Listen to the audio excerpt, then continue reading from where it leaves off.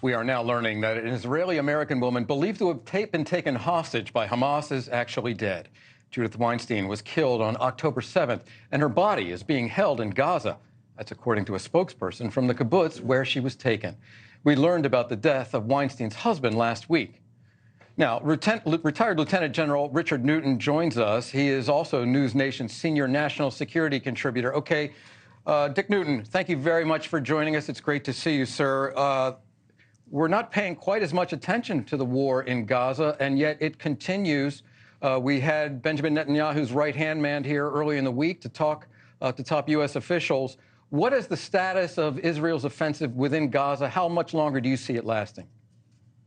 Well, Vic, good afternoon. That's a gut-wrenching report that you've got regarding the death and so forth and what's going on with the hostages, much less the combat operations in Gaza. Right now, the Israeli Defense Forces are just about to, I think, close on a phase of their offensive actions in the northern part of Gaza.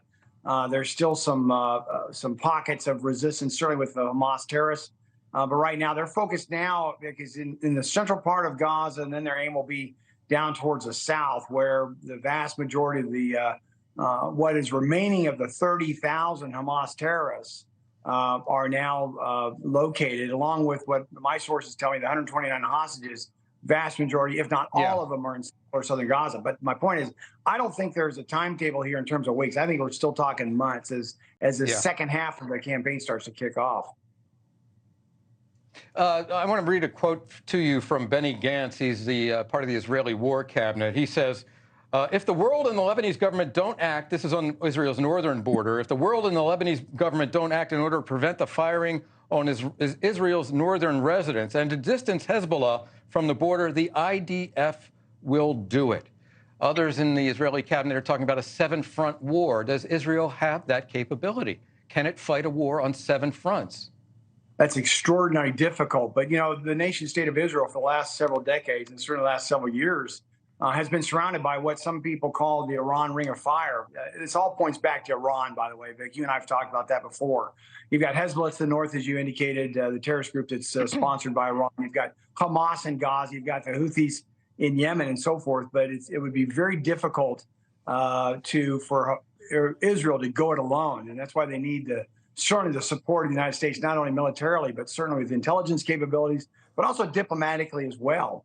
Along with, they've got a very challenging domestic political environment that there are, you know, with the 3 hostages who were killed recently by Israeli Defense Forces, but also the call to do whatever, you know, Prime Minister Netanyahu can do to at least create some conditions so all the hostages can come back. But I don't think Hamas is going to give up one more hostage until the conditions are favorable to them.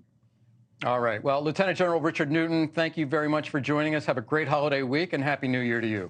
Thank you for watching. And make sure you go to joinnn.com to find NewsNation on your television provider. And don't forget to click the red subscribe button below to get more of NewsNation's fact-driven, unbiased coverage.